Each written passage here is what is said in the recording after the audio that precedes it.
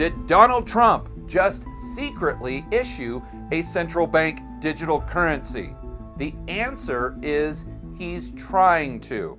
I'm going to reveal all the details in 3 simple, fast steps. Step number 1, let's go over what on earth, or WTF, is a CBDC. Because when most people think about this, they envision the Fed and they have this Fed coin that they come out, which is programmable.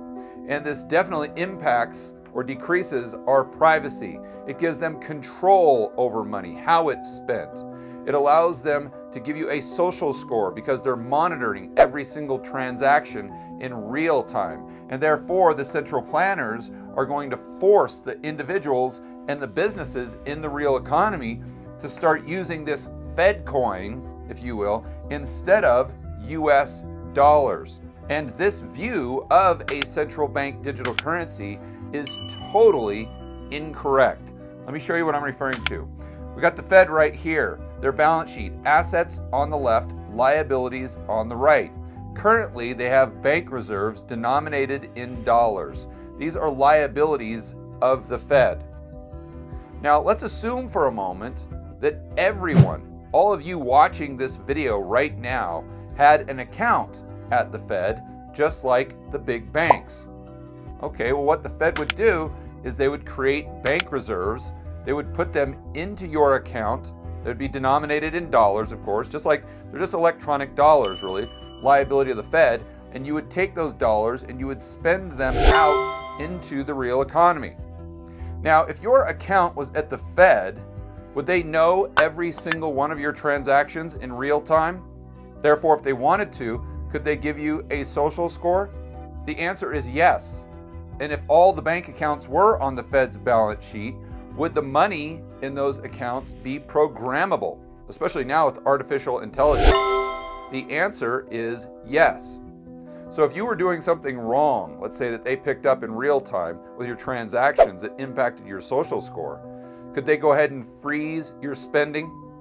Or could they program the bank reserves denominated in dollars in your account to be able to spend on things like soy lattes at Starbucks instead of buying diesel fuel for your pickup?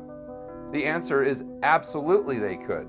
And of course, if your account is at the Fed, like we said earlier, they're going to see all of your transactions in real time.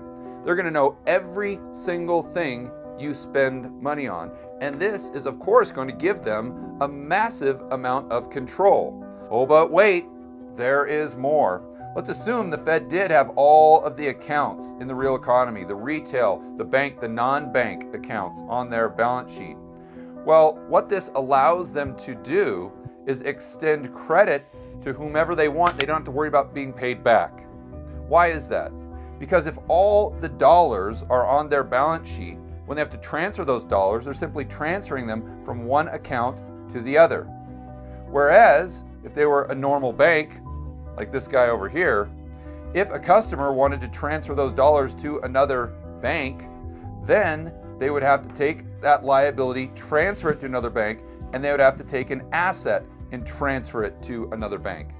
But in this scenario, the Fed literally wouldn't have to have any assets whatsoever.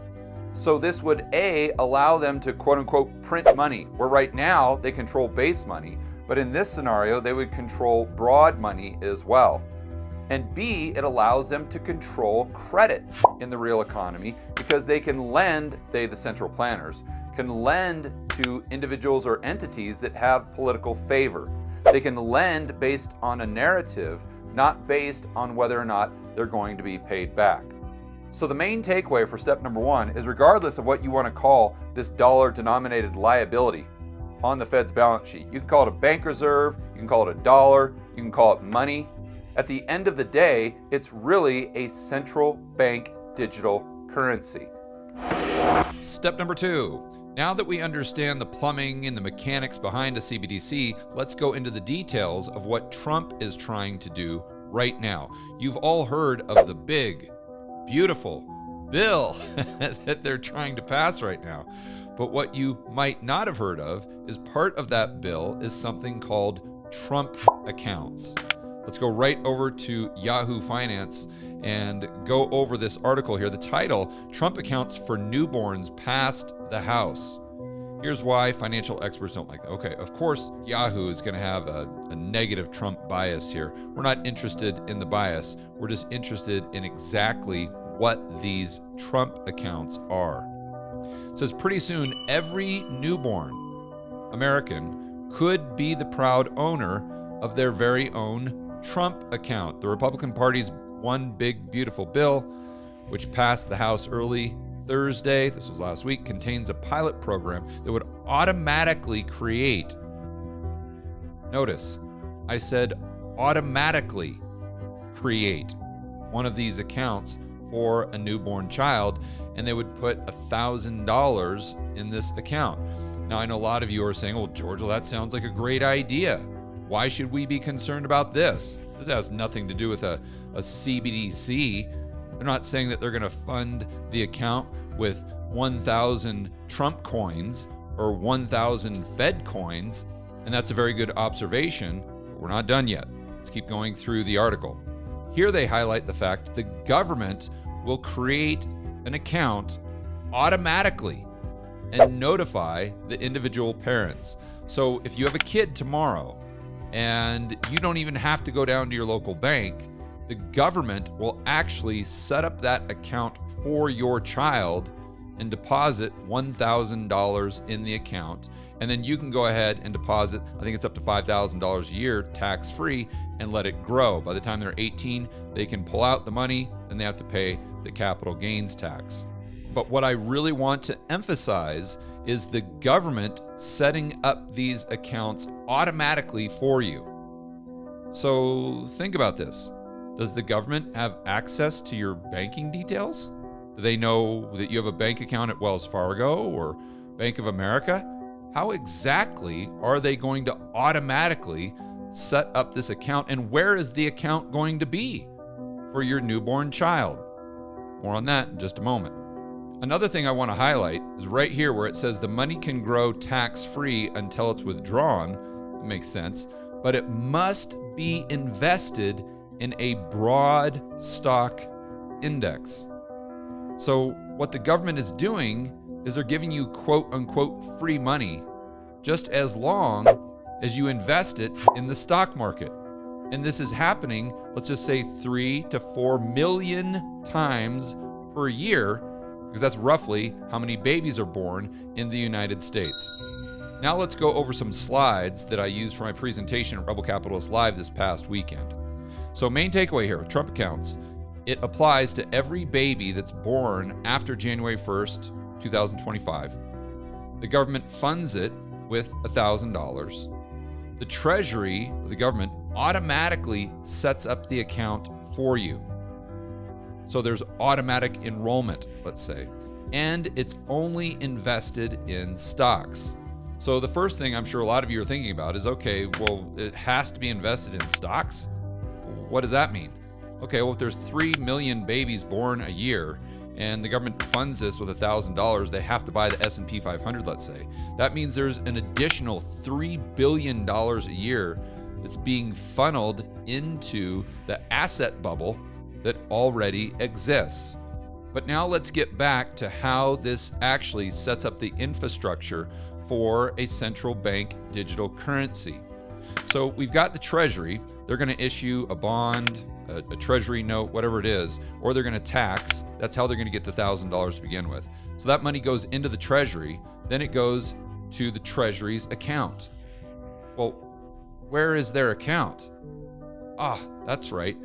It's at the Federal Reserve. It's called the TGA, the Treasury General Account. And after doing further research, I found that these automatic accounts that are being set up for the newborn babies by the government and the Treasury are actually sub-accounts of the TGA. So now let's go ahead and connect the dots.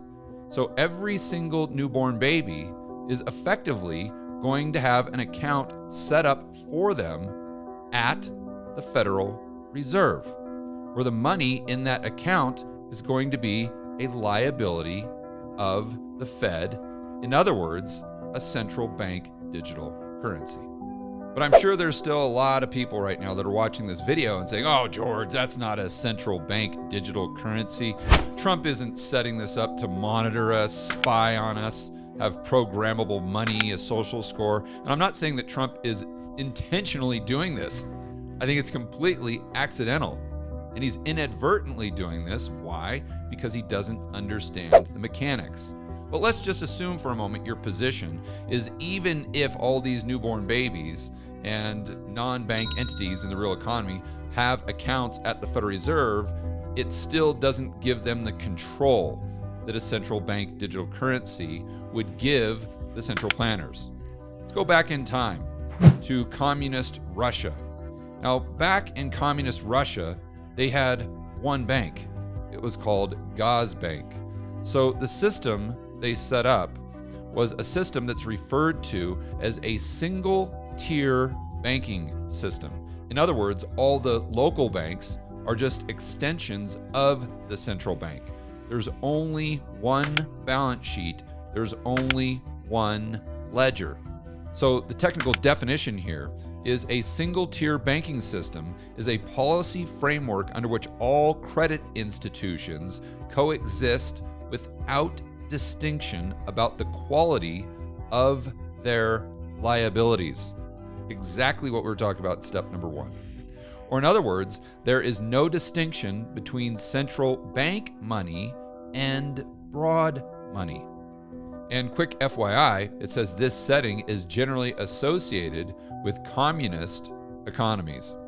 So now let's go into how the Soviet state actually used Gazbank.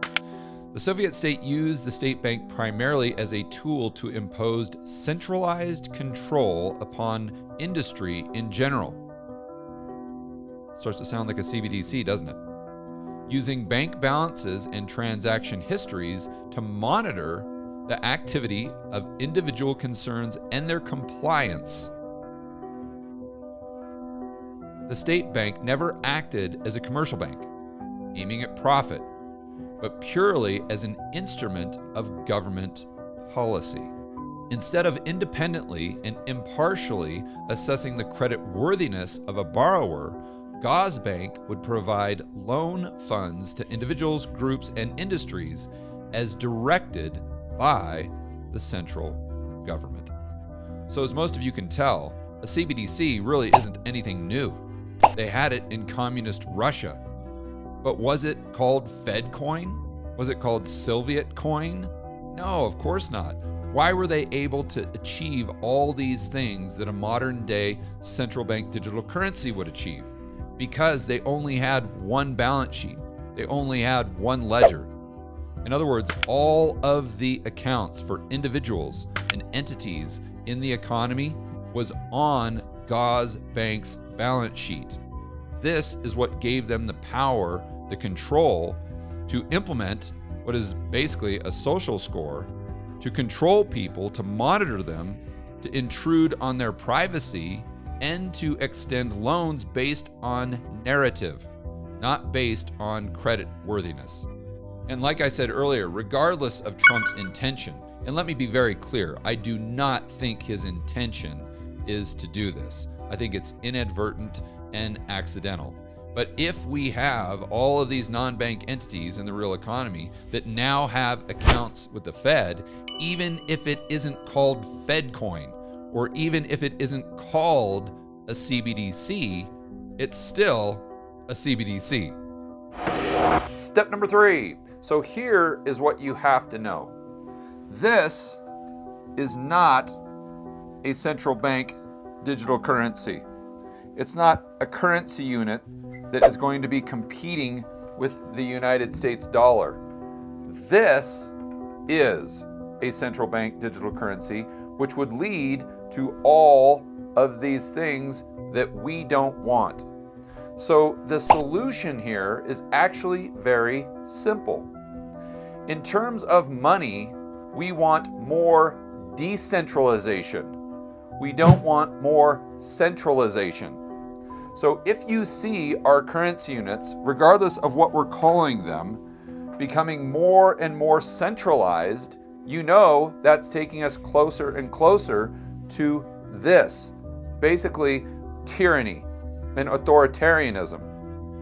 So what we want to gravitate towards, and editor, you can help me out right here, is decentralized money. And I know a lot of you right now are probably saying, well, that's Bitcoin. And I totally agree. This is why I love Bitcoin. Not because the number goes up, but because it's decentralized. And if centralization takes us towards tyranny, then by definition, decentralization takes us towards freedom and liberty. And by the way, whenever the government offers you free money, regardless of whether Trump is in office, Biden, Obama, Kamala, Bush, whoever it is, I would strongly suggest you look at that with a very healthy dose of skepticism.